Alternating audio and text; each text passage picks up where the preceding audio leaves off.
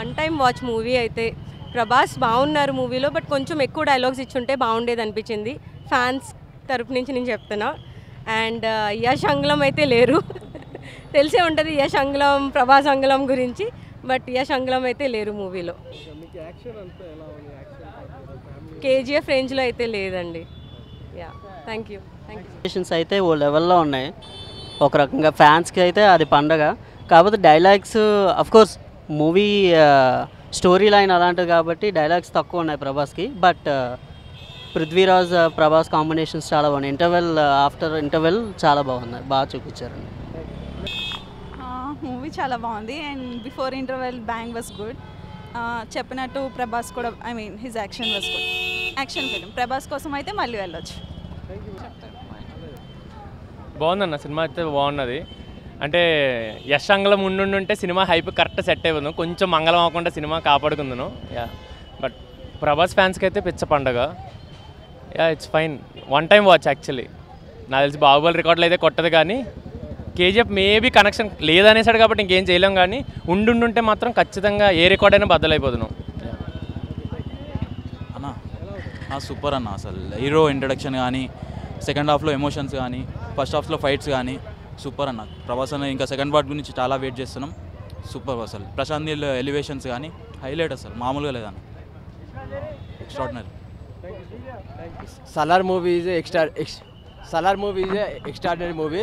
అసలు ఇంత తొందర అయిపోయిందా అని అనిపించింది movie. Fights and first part and second part is interval తర్వాత is very super. I'm a Prabhas fan.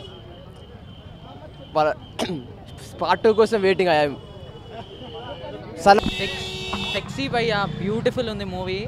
అరాచకం అసలు. ప్రశాంత్ నీల్ ప్రభాస్ని చాలా బాగా చూపించాడు.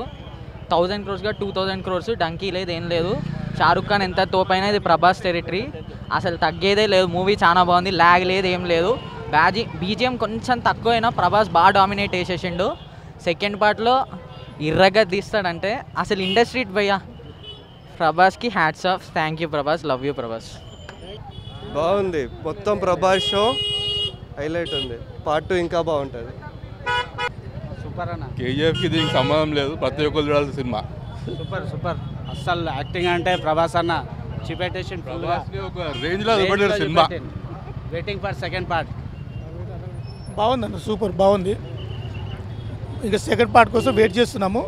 ప్రశాంత్ నీళ్ళు అయితే మొత్తం బొగ్గులు కానీ ఏమైనా లీజుకు తీసుకున్నాడని అనిపిస్తుంది మాకు.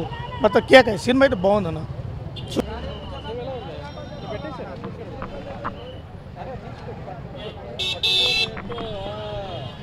చూడాలి, వర్త్ వాచింగ్. ఎలివేషన్స్ మాత్రం ఇచ్చివాడేశాడు. రండి బ్రదర్ రండి, ఏం కదా రండి. ఎలివేషన్ ఇచ్చివాడేశాడు, ప్రభాస్కి చూపించాడు. యానిమల్ కన్నా వైలెంట్గా ఉంది మూవీ. అసలు చెప్పాలంటే మామూలు బయట యానిమల్స్ ఎలా ఉంటాయో దానికన్నా డబల్ ఉంది ఈ సినిమా. చాలా ఫుల్ క్రేజ్ ఉన్న మూవీ. ప్రభాస్ మైత్రి మూవీస్ ఎక్సలెంట్గా తీసుకున్నాడు. ఇంకో మూవీస్ అయితే ఇలా తీసుకోరు. కేజీఎఫ్ 1 నుండి కేజీఎఫ్ 2 నుండి ఆ సినిమాని ఈ సినిమాని అసలు పోల్చకూడదు. ఇది డిఫరెంట్ మూవీ, అది different movie. Okay brother.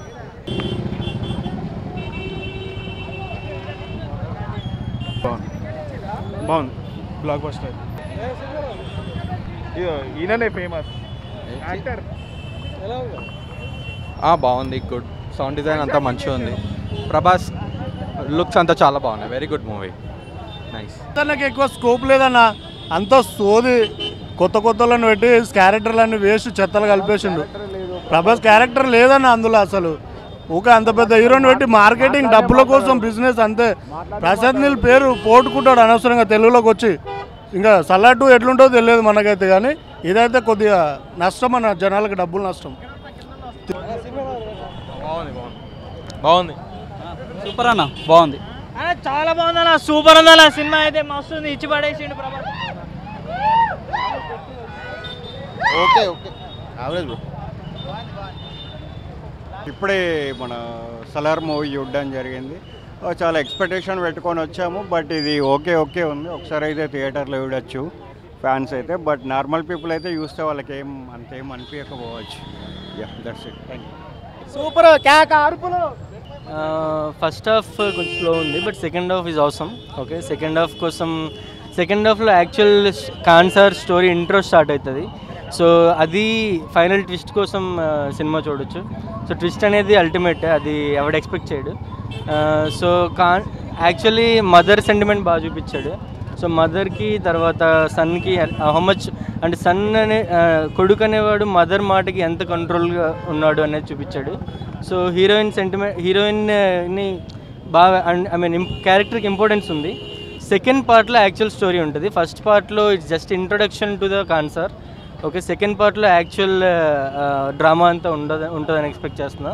BGM would be more better. Okay, ఆ కట్అవుట్ హీరో కట్అవుట్కి సరిపోయే బీజిఎం అయితే కాదు. So it would be more better.